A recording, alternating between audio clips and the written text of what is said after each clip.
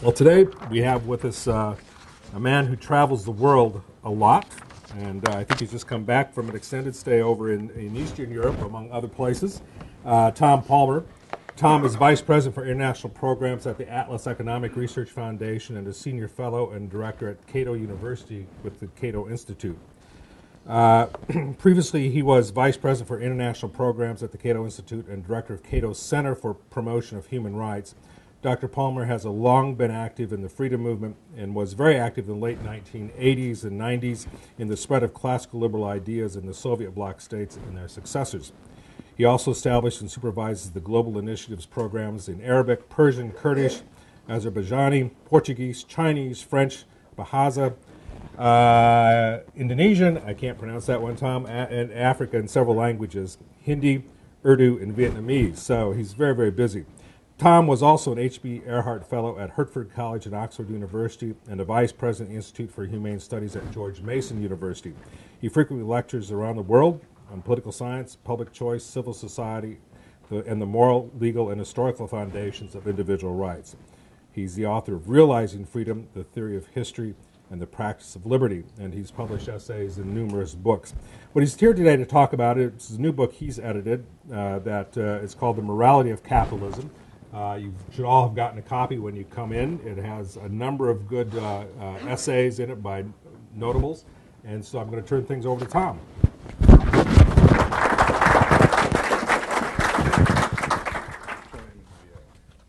Load that up.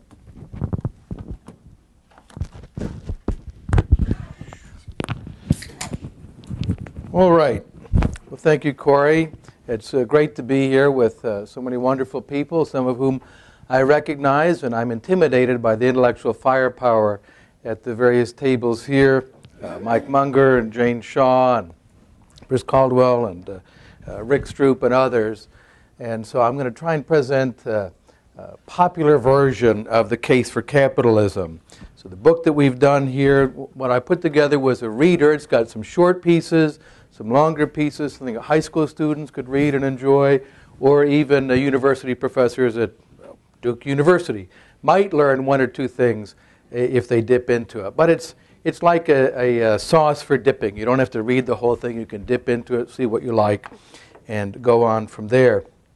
Well, what we're experiencing right now is a crisis, if you will, a kind of an intellectual crisis and also a political crisis of capitalism. I want to start with a definition. It's going to go a little bit beyond what a lot of our economist friends might use in the definition of capitalism. And specifically, it's not only an economic system, it's much more than that. It's a legal, social, economic, and cultural system that embraces first equality of rights. It's very important. Capitalism, free market capitalism, rests on the idea that other people matter. If you have something that I want, there are various ways I could get it. I could come and hit you on the head. I could have you thrown in prison. I could have people come and massacre everyone in your village and take it. Or I could respect you and say, what is it that would induce you to share that with me? And of course, in the market economy, it's based on exchange. But then also a principle that sounds foreign to us today, but it was a popular slogan of the 18th and 19th century: careers open to talent.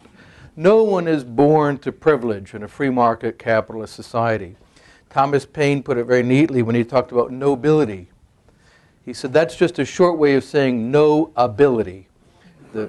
Those who were in the nobility had never done or accomplished anything. They were born to privilege.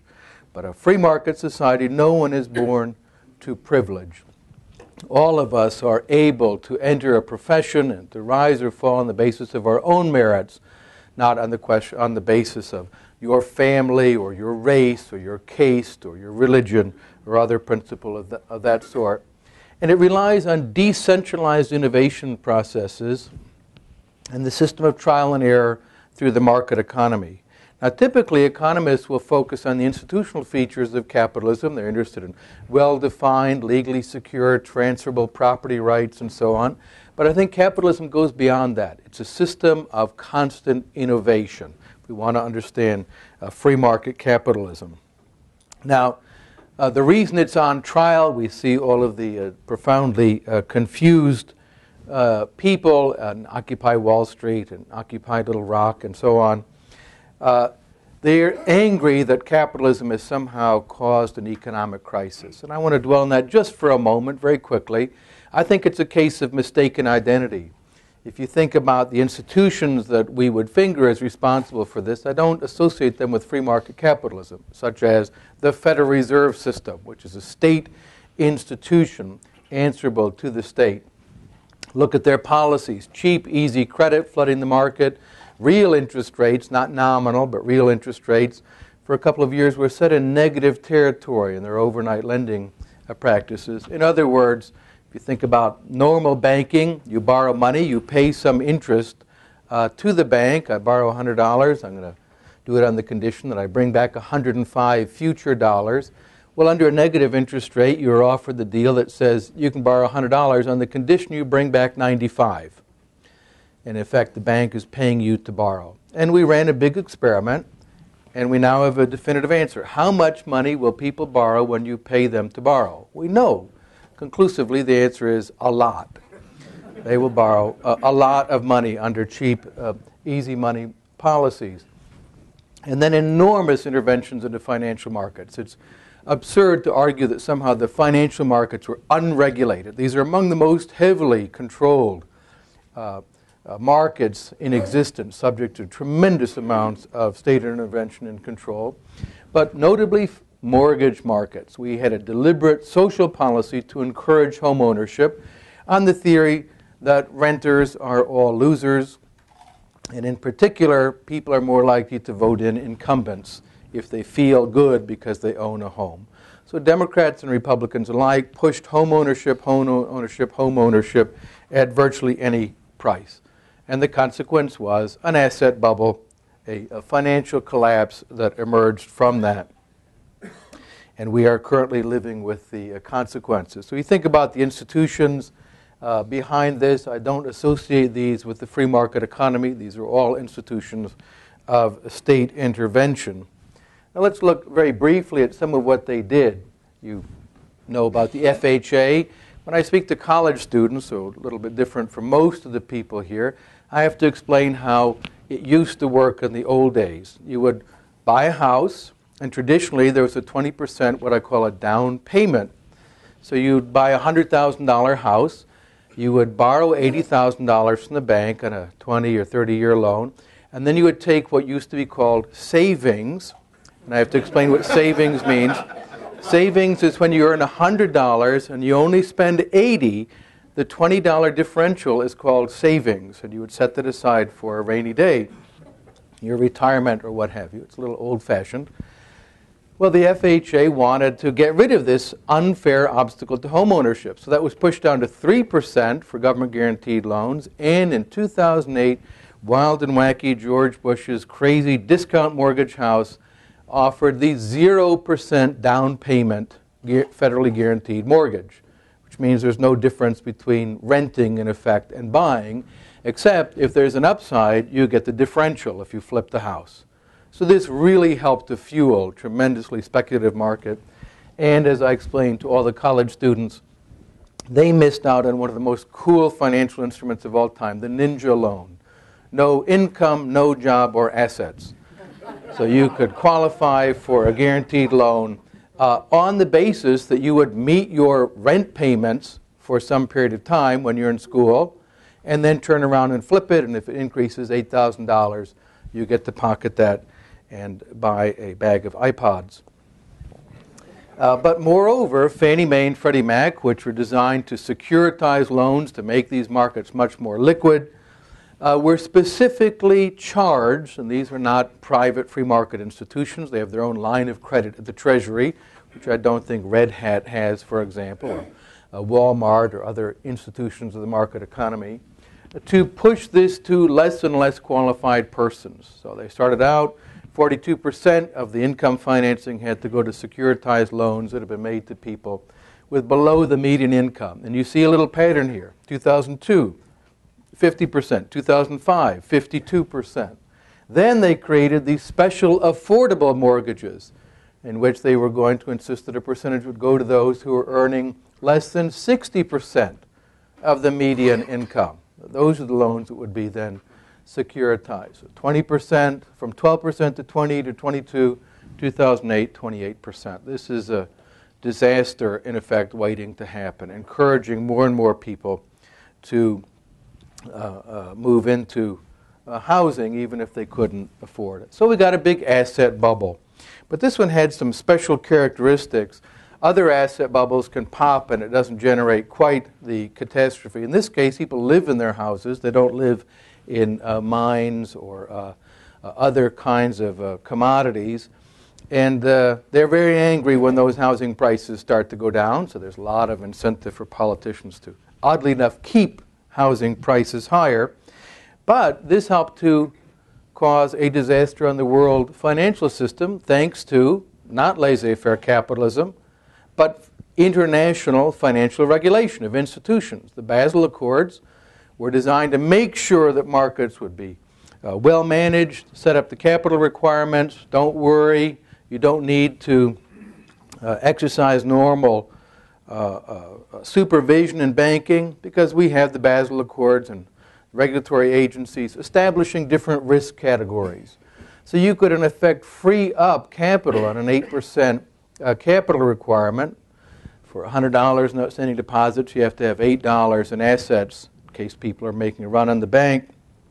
And consequently, turns out, what are the least risky of all? Sovereign debt, like Greek bonds, for example. So banks have a big incentive to load up on Greek bonds. That explains a lot of what's been happening in Germany and France lately. But then the next category, government-guaranteed mortgage-backed securities. They're guaranteed, don't worry, stamp of approval, U.S. government. And if you buy $2 of them, you're freeing up, in effect, $6 of the capital requirement to be loaned out at interest, which bankers like.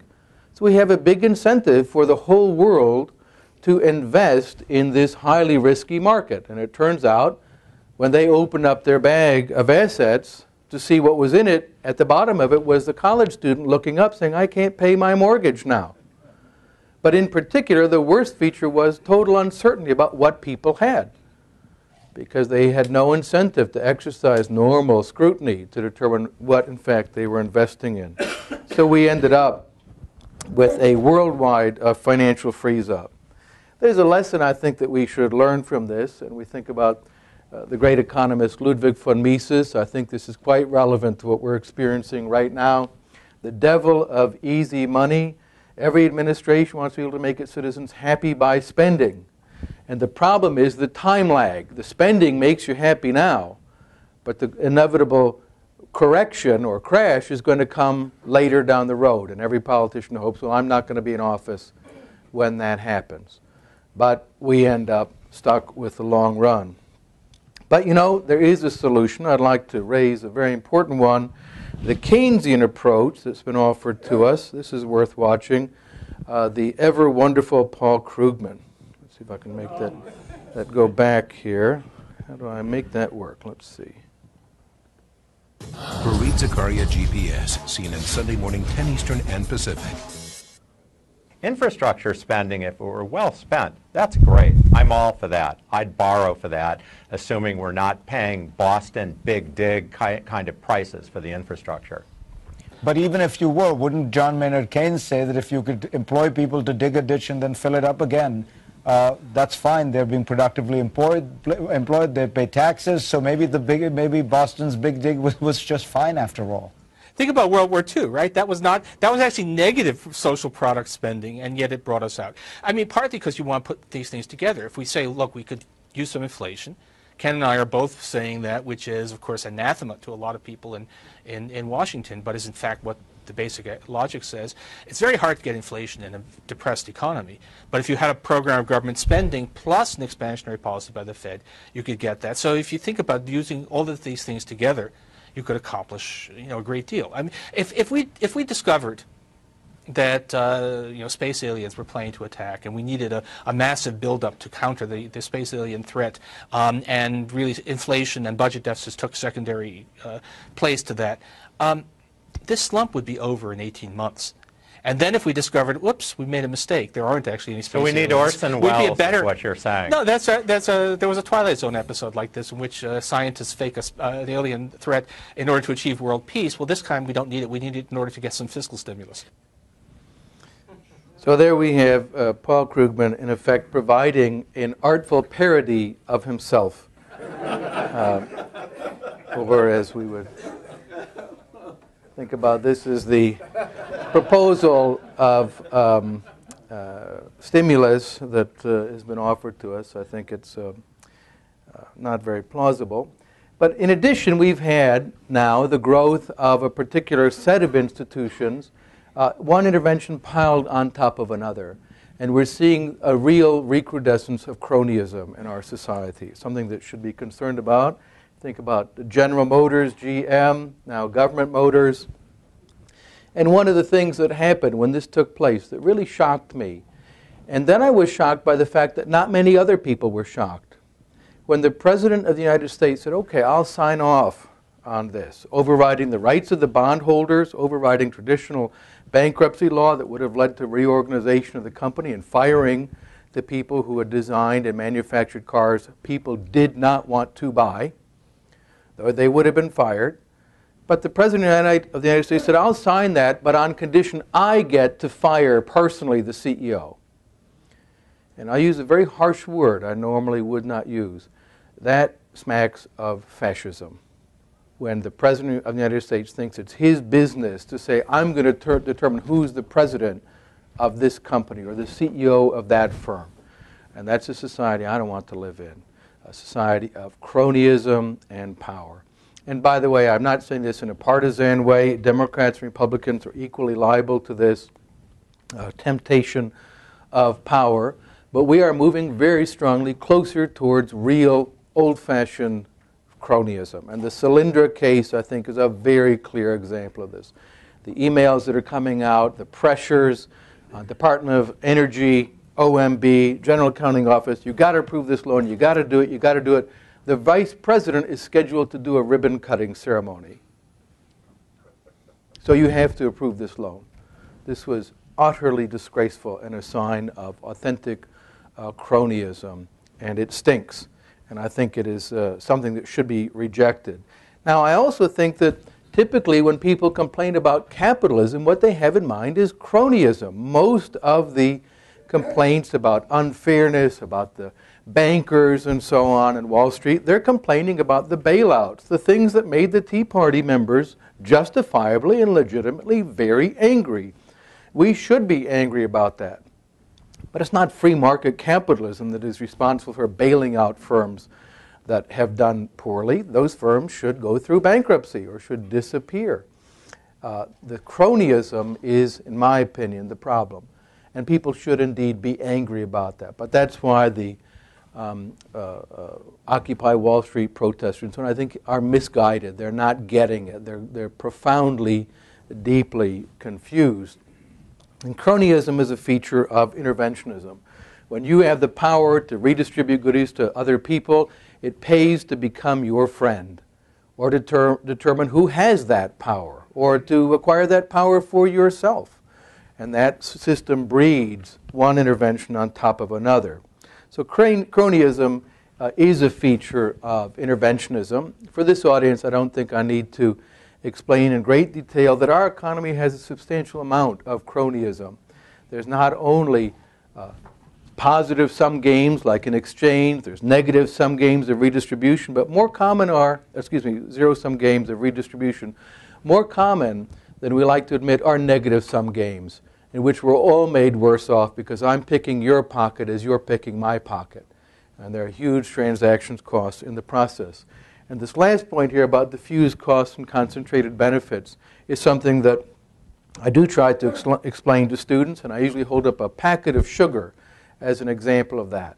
Every time you buy a little bit of sugar, and I ask how many people here had sugar in the last 6 months, obviously all hands go up with the exception of a few diabetics. You're enriching a crony system, sugar cronyism. We restrict importations of sugar to benefit small numbers of cane sugar growers in Louisiana and Florida.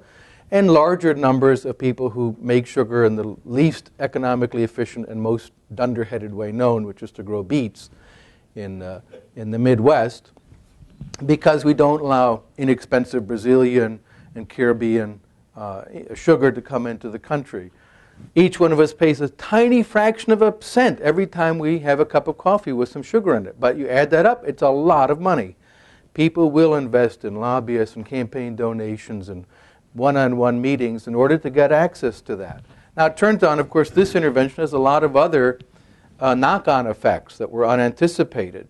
It turns out, after many years of scientific research, it was determined that sugar is a major ingredient in candy. I mean, who knew?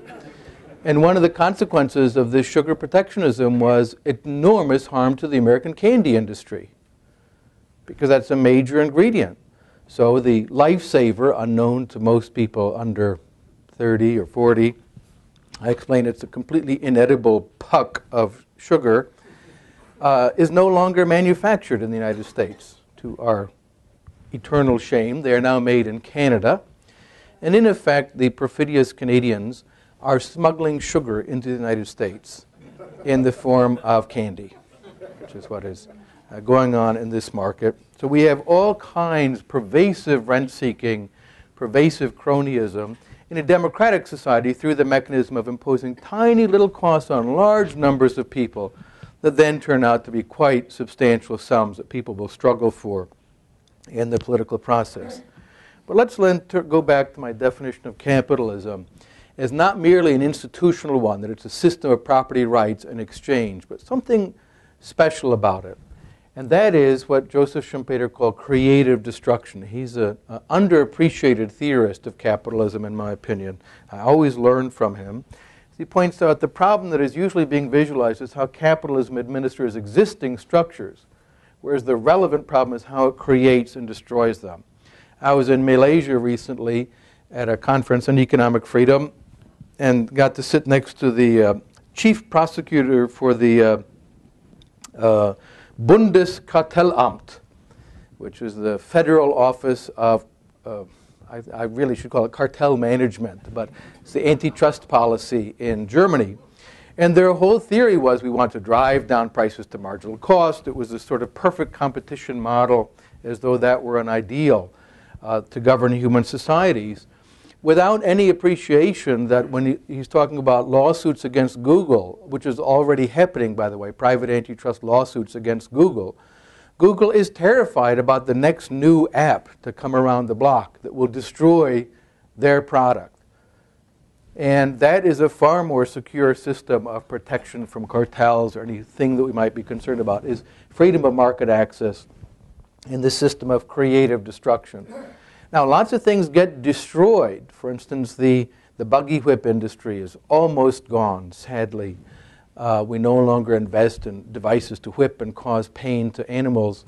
And instead, we have other means of transportation. So that industry was destroyed by a new one. But no one died, unlike biological evolution, where one creature eats up all the food supply of another or eats the other creature, and something dies. Under economic evolution and creative destruction, it's ways of interacting that die, not the biologically, numerically, and materially individuated persons who are interacting. They go on and flourish and are enriched by the process. So let's look at some common misconceptions about capitalism. And just some words, and we'll do some word association. What comes with competition? What words? Right? Dog eat dog. Cutthroat. Would anyone think of cuddly competition? Sweet competition, nice competition? No. But think about these terms associated with competition. Cutthroat. Imagine, just visualize someone taking a knife and cutting the throat of another person. The blood pouring out. And then dog eat dog. Visualize for a moment a poodle eating a schnauzer. Just do it, right? It's a very ugly image. But those are the images associated with competition. Well, what is competition in the market? It's competition in order to cooperate with other people. Two firms compete with each other. Nations don't compete economically. This is one of these mercantilist Misconceptions. But firms do compete. What is it for which they're competing? My custom, my business. They want to cooperate with me or with you. So it's competition for the purpose of cooperation. George Soros makes a big point. He says, oh, competition, okay, maybe we need a little bit. But isn't life about cooperation? Well, of course he's correct. But he misunderstands the competition in the market is for the purpose of cooperation. We think about exchange, going to the marketplace. Marketplaces are selfish, greedy places. Horrible, selfish. But what is it that people do when they exchange? They engage in mutually beneficial exchanges. Both parties benefit. This was brought home to me very strongly on a visit to Guatemala some years ago to the Francisco Marroquin University, known to some of you here. And I taught there for 2 weeks, a short course. And one of the professors there made an offer, which if you ever get this offer, the answer is yes. He's Mayan, so he speaks several of the Mayan languages as well as Spanish and English. And he said, would you like to come to my country, the Mayan homelands, for the weekend? I'm going to go visit my mother and friends. Would you like to go? And I said, yes, that sounds great. So I got to see all kinds of things you don't normally see. Mayan temples, but he said, you want to see the ones still in use, where the people come to worship the old gods. So we trekked through the jungle and saw the contemporary Mayan syncretic religion. I wouldn't have seen that otherwise. But I did as one does, lots of bargaining and haggling in the market in Chichicastenango. And I stopped after a moment, like half a day, and I told Estuardo, I said, you know, I feel bad. I just realized I've been haggling with this person, and I did the math, it was $1. I was haggling over $1. To me, this is not very much money. It's like, that's $1. For him, it was a substantial portion of his daily income. And Estuardo said, Tom, stop, sit down. So he's very dramatic. So I sat down. He said, you are suffering from a socialist infection. He said, you think, like all the socialists, that we Indians are stupid. He said, let me explain something.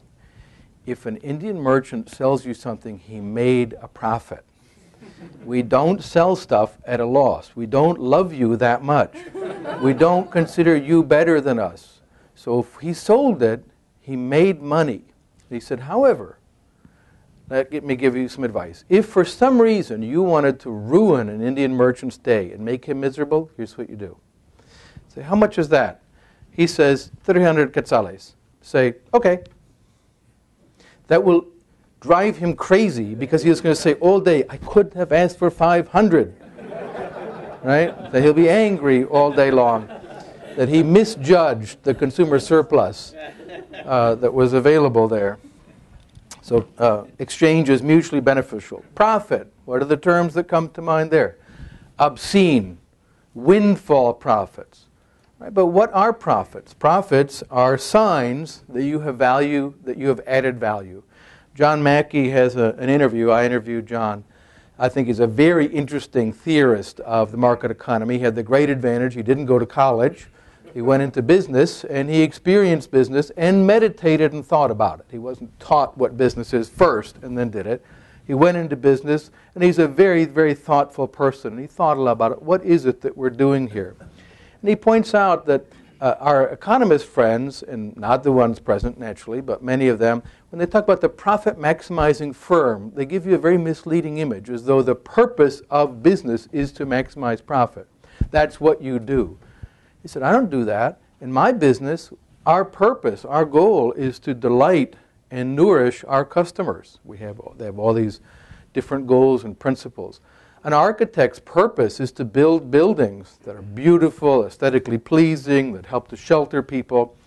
All these things, if they do it well, they'll make profits if they add value. But rarely would you talk to a business person who says, the purpose of my activity is to maximize the profits. They don't think that way. Right? That's your goal, it's your measurement. But normally people who start businesses have a dream, a vision, something that they want to accomplish. Financial services might be different because it's such a clear, someone raised this point, I'm going to have to think about it. They may be unique in this way. because that is the measure, is did you increase the value of your portfolio. But it would be an outlier in that case.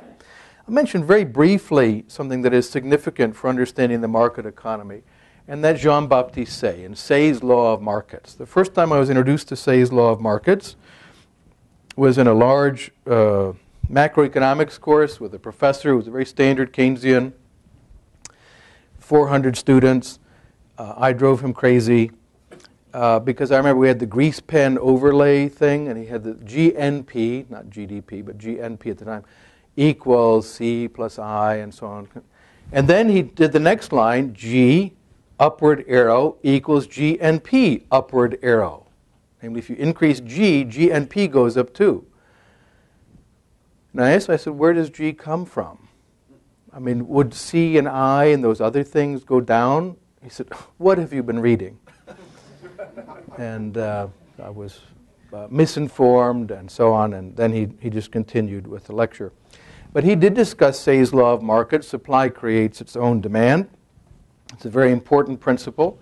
And the formulation which he gave, this slogan you hear, is very misleading. He then told us what it means. And I remember even as a young sprout thinking, that's so stupid, I suspect no one believes that. Supply creates its own demand means all the workers in a Rolls-Royce factory can buy a Rolls-Royce. This is not true. Therefore, Say's law is false. I remember even then, I was just a kid, I thought, wow, he must have been dumb, but I'll bet he wasn't. So I went and read Jean-Baptiste Say, and he didn't say that. He said that every act of production brings into being something that can be exchanged for other values at some price.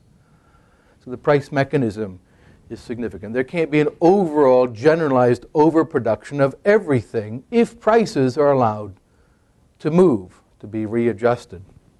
The consequence is, it's not bad for me if you become wealthier, if we're exchanging, if we're trade partners. This has great significance for understanding the role of capitalism and markets in creating human cooperation and peace. You may know Lou Dobbs. He's a television entertainer who sometimes speaks on economic matters. And Lou and I have had some unpleasant exchanges over the years on television.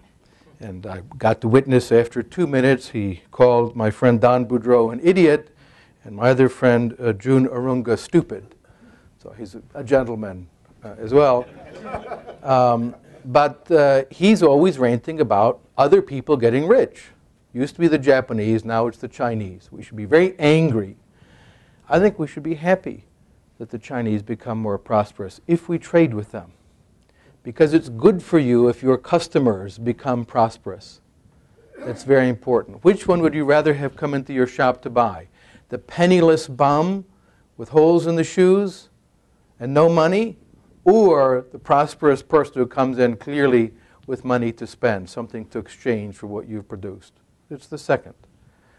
And finally, there's another reason for this, and it's connected to the economic foundation. It is a sign of bad moral character to wish ill fortune on other people, right? And I think that this is something that should be rejected, but not merely as a kind of Kantian ideal. It's rooted in the nature of human interaction and the market economy. And I'll conclude with some data looking at what free market capitalism has accomplished. First, just over time, and then second, dividing up different countries. So we'll start with the natural condition of humanity is poverty. I wrote a piece for a book from Cambridge University Press last year, and this is how these things sometimes work. You have a whole range of views called Marxism, socialism, left egalitarianism, and critical studies, all of which are socialism, and me.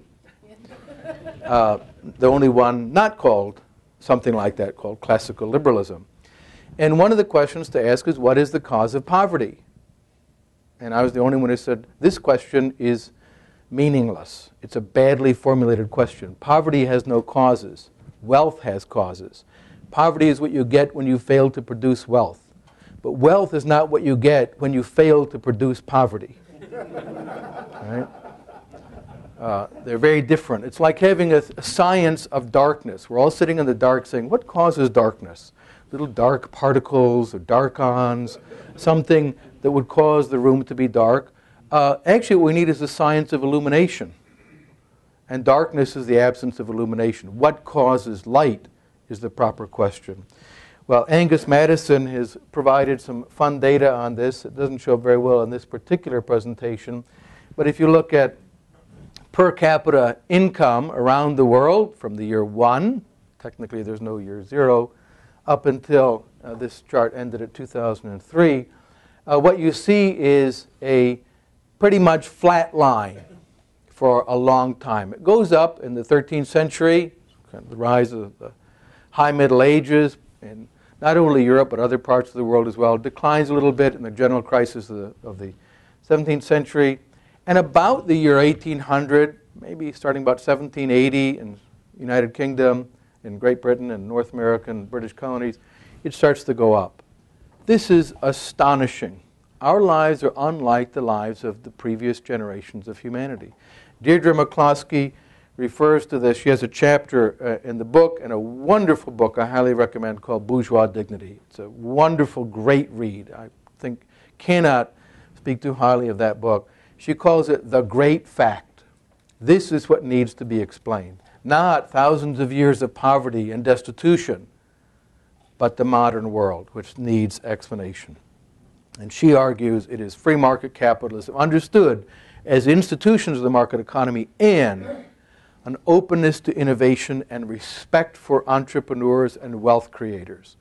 She has a nice quotation from Joseph Schumpeter. He says the 19th century was the first business-respecting civilization in human history. That was what made it, in his opinion, such an engine of prosperity and progress. Well, now let's look at the data from the Economic Freedom Report, all available publicly, freetheworld.com. Looking at different countries divided by degree of economic freedom. Income per capita is from the least free to the most free, quite robustly, positively correlated. Correlation is not causation. I'm sure Bruce would quickly remind me of that. But we can run the experiment and say, do countries first become really rich and then adopt economic freedom? Turns out that does not happen. Indeed, those countries that become resource rich tend not to become, in fact, wealthy. Saudi Arabia is not a wealthy society. It is an impoverished society with a fabulously rich, utterly parasitic ruling class of 6,000 people of no ability, if you want to put it that way, the ruling princes. About 60% female illiteracy rate, standard of living for the average person lower than that of any European country outside of, say, Moldova. This is not a wealthy society. Well, we can look at some other elements. Economic growth, the correlation is not as robust for a variety of reasons. You can catch up more quickly by adopting technology from abroad, for example. But there's a positive correlation with economic growth. Foreign direct investment, this is a lovely test for our anti-globalization friends. You ask them, where do investors invest their money? They don't know, so you supply the answer they'll all agree to. Where wages are the lowest, right? Yes, that's right. Well, we can run the numbers and check the data. This is not the case. Investment tends to go to places where wages are high. Partly there's a confusion between labor costs and wages, which are two different, easily confused concepts. But so a very poor country like Burkina Faso has low wages and high labor costs, put it that way. But in fact, economic freedom attracts investment. In the United States, Canada, Netherlands, Japan attract far more investment than low-wage, poor countries. We can look at something that was quite startling and striking, income inequality. We hear people say free market policies lead to more inequality. Is it true? Well, they took the data on the income of the poorest 10% of the population. It's about 2.5%. There's no obvious relationship to economic policy there. That's interesting, and it's a little puzzling. The lowest 10% have about the same share of total national income. That's something worthy of further study. What is striking, though, is the strong correlation in income. So if you're going to be one of the poorest persons, much better to be a poor person in Switzerland than in Swaziland. Right? Because the life for the poorest people in those societies is miserable, utter destitution.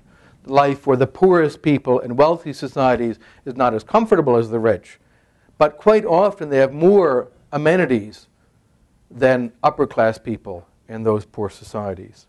Well, we can look at a couple of other measures. Life expectancy, the difference there between the lowest and the top, 20 years. So you think, well, 20 years. Well, that's the difference between getting to see your grandchildren grow up and not. Getting to meet your great-grandchildren as a consequence. If you wanted to put a monetary value on that, how much would people pay for that? We could find out. But I usually run experiments. I say, I'm going to offer you some prizes. You can pick a fabulous automobile. You can pick lifetime upgrades to all the new iPhones, round trip around the world, or I'll let you live 20 more years. Which one sounds more attractive to most people? 20 years is a tremendous gift from economic freedom. Environmental performance, this should not be a big surprise. Rick's great book on property rights and the environment and the research that Jane and others have done on that. When property rights are secure, people don't leave big messes unless they're occupying Wall Street on someone else's property.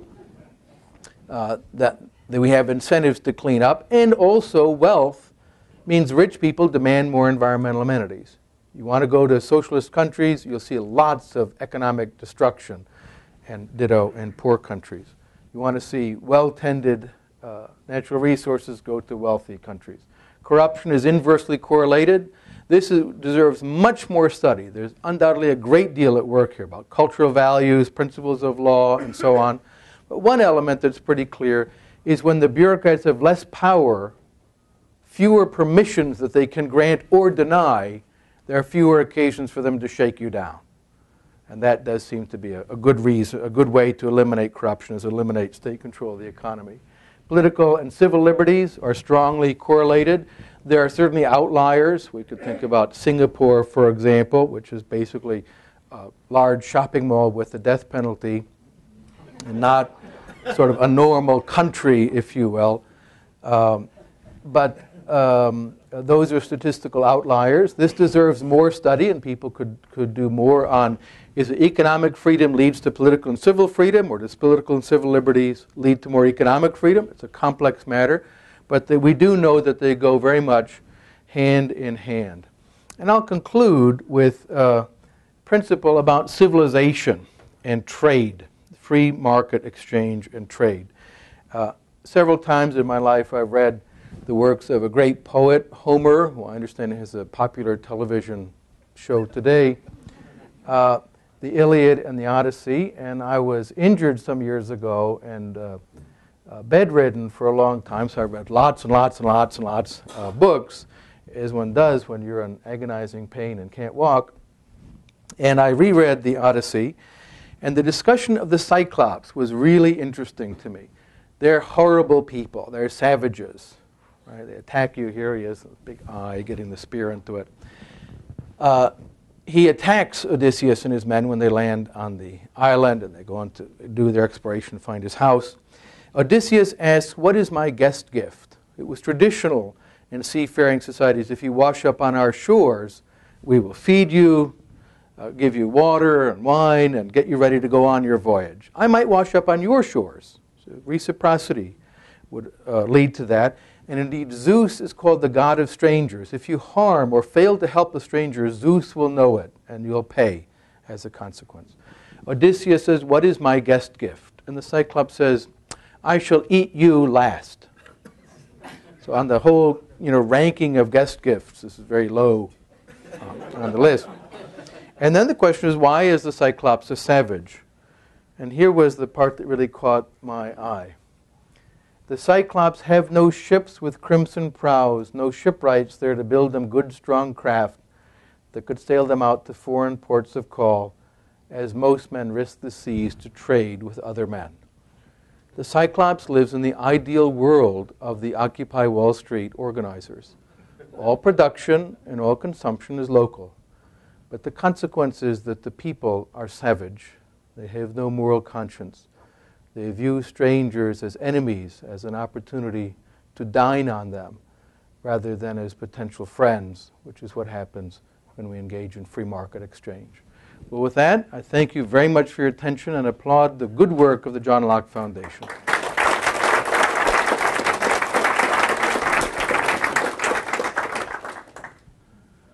Yes, sir. I wonder if you could talk about some of the problems of talking about capitalism. You gave detractors have some very crisp metaphors.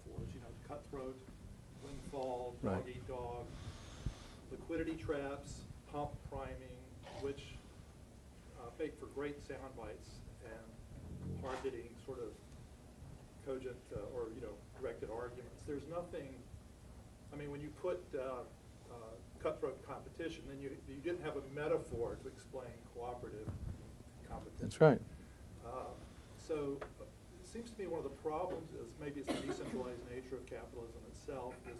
There's no metaphor for free markets other than the free market itself, and that makes it difficult. I mean, you have to go through all this explanation for what should be pretty obvious historically. That you're better off. It's not to most people, though, or to many people. Let me be more cautious. Well, here's bad news and good news. Bad news is that it's, I think, in some ways harder to make the case for the market and for liberalism generally. And I use liberalism in its classical meaning, so not the latest napkin doodles of Joe Biden or what passes for liberalism today in America, but real liberalism.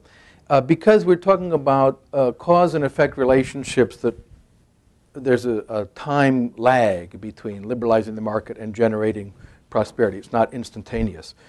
Whereas stealing from one person, giving to another, has this instant benefit. And of course, inflationism, which is what Mises warned us of. You get this instant euphoria. Liberalism requires that we be grown up, and being grown up is a drag. Right? It's much better to spend your time inebriated and high all the time and thinking about having to save. Wow, that's boring. Save for the future. A friend of a friend on Facebook, I get a little picture into the world sometimes, posted a little poster that was about how horrible the modern society is. It says, get a job, earn money, buy a house, save for your old age. And it shows these marching figures with skulls, and it says, now say you're free, right? As though getting a job and paying for your own bills was a sign of unfreedom. This is an adolescent mentality. We want daddy or mommy to take care of everything. So liberalism requires that we ask people to act like grown-ups and to think like adults, not about instantaneous gratification. It also requires us to look into what Bastiat called the seen and the unseen. Right? What are the opportunity costs? We see the benefit to the bridge from nowhere, or the bridge to nowhere, pardon me. Someone benefited from that. What was the cost? This is one of the few occasions people realized it surely wasn't worth it. The benefit to those people compared to the cost to all the rest of the population and the little taxes we had to pay. But that's a hard sale to make. So we have to be better at figuring out how to make that pitch. Whereas statism, socialism, fascism, all these other isms have easy answers. They believe in magic, and we don't. That's the distinction. Magic is easy to sell to people, and science is not. That is the big problem. So that's the bad news. We have to help people to live in the modern world where there is no magic. Right? You have to have scientific principles of cause and effect and inference from effects to causes, in contrast to all the other isms out there that promise us magic. Full Employment Act, we're going to create jobs through deficit financing and so on. Speaking of seen and unseen, though, that brings another point, if I could just quickly. Not only is there a lack of crisp metaphors, there's also a lot, I think, of what goes on in an economy in free markets is not captured statistically, can't be captured statistically. So, we can capture aggregates, but the gazillion decisions that are made every day at the margin. For example, the fact we're here, everybody's trading off time, opportunity costs, and so forth. So much of what goes on is very difficult to, that's why it's unseen, I guess. Yeah. So that's just another issue with it, how we don't talk about this stuff and public forum. Well, it leads to one last point, and then I'll move on. And that is that the window on the past that most of us have access to, so most intellectuals, we can admit it, we're all intellectuals here. We go to a meeting, my name is Tom, and I'm an intellectual. Exactly. We get our image of the past through other intellectuals, right? So this is why I'm always driven crazy by my conservative friends. They say, well, the Greeks believe such and such. I say, really, there are a lot of them. Which Greeks? Turns out just one. It's Plato, right? So the Greeks always means Plato and maybe Aristotle, who disagreed with him. So that's the only one. So out of millions of them, there's one, are called the Greeks. The Greeks believe such and such. And if you read the Greeks, meaning Plato's dialogues, what do people spend all their time doing? They go to dinner parties, right? That's what life in the ancient world was like. You wear these togas, and you walk around and say, oh, Socrates, and so on, and you drink wine and hope there's no hemlock in it. And the fact is, most people didn't go to dinner parties. Even in Athens, the relatively freest society of its day, the vast bulk of the population were slaves. They were outside laboring for the benefit of other people, their masters, and being whipped in order to get them to work for other people and at no benefit to themselves. They didn't go to dinner parties, and they didn't write dialogues or autobiographies or memoirs. So our picture in the past is this little window through other intellectuals. So that's why social history and modern economic history is so important. And this book, I'll have an advertisement, Deirdre McCloskey, Bourgeois Dignity. It's a fabulous book. She looks at how the lives of average people have changed, not the lives of the fabulously rich. So that is another problem. We need to go to those sorts of resources and explain, had you been alive then, chances are you would not have been going to dinner parties. Just statistically, you would have been a slave. Life was brutal and hard under those conditions. Modern social history is very important. Excavating the slave quarters, not just the homes of the slave masters. How did the slaves live? They didn't generally write memoirs. A few did, like Frederick Douglass. Go in and see what was their life like without freedom. Yes, sir. When you started your speech, you talked about the current crisis in capitalism. But when it started out that way in 2008, isn't now the discussion more moving on to the crisis of social democracy, of the state, the welfare state, particularly in Europe, where politicians keep promises upon the public, and now the bill is due, and they find out that's the money? Yes. Well, that's not why I mentioned this. Is what's in the news right now with the Occupy Wall Street movement, was sparked by the crisis, and now trying to talk about inequality, which allegedly is a terrible problem, the 1% and the 99%. First point, they don't distinguish between different kinds of inequality. Income inequality, asset inequality, and consumption inequality. Those turn out to be measured very, very differently. Asset inequality is quite substantial. So George Soros, to mention one person they don't ever mention, has many more assets than I do. He's a very wealthy man. He spends some of it here in North Carolina to promote his policies. That's his business and his money. But most of it is invested. He's not actually consuming it. The difference in consumption between such rich people and people of more modest means is not that great. If you look at the actual ability to consume resources, medical care, and so on. The second point, though, I think you're quite right that we should be focusing attention on the crisis of the welfare state, the entitlement state, we might call it. These are primarily middle-income transfers. This has almost nothing to do with the poor. The poor are a prop brought out to justify it. But they do not receive the great bulk of these transfers. These are transfers within the middle classes, above all. And we are looking, I think, at the possibility of a Greek future, which is to say, look at the incredible rise in indebtedness in two measures. First, the official national debt, which is, it's just ballooned. It's staggering how great it's become just in the last 8 years. But then also the unfunded liabilities as well, which are not statutory they're statutory obligations, but they don't have the status of the debt, which has to be paid off by the constitutional requirement. Those are massive simply massive, and we have to deal with that. And I think we should make a case that we are bankrupting our children's future for present benefits to re-elect politicians, and that is wrong and simply immoral. And it's not sustainable. Arithmetic matters. I was in Romania when they had also big demonstrations, including, by the way, because they made an across-the-board cut in salaries. They said this is only solution. Everyone took serious pay cut, from prime minister down to postman. And there were policemen demonstrating in uniforms with weapons against it. And fortunately, they sat down, they said, this is not acceptable, you may not do that, and they were all cashiered. But it was very tense to go through a crowd of armed, angry policemen. They were, in effect, demonstrating, they had a whole demonstration against arithmetic.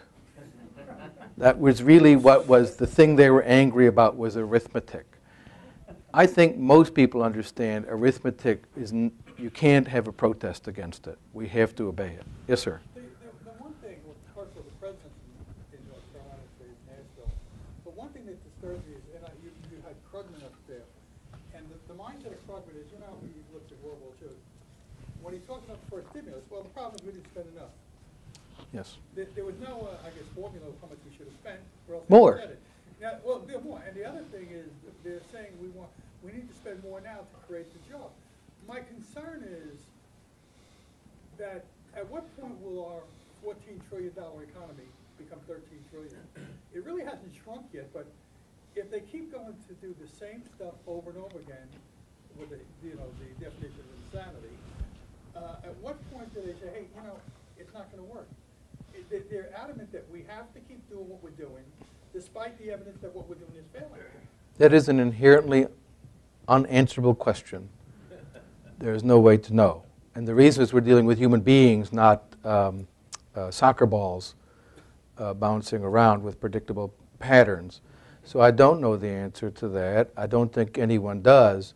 But I do think that we have to alert citizens to remember that they are adults and to begin to vote in a responsible way. And by the way, that is not a left, right, Democrat, Republican sort of thing.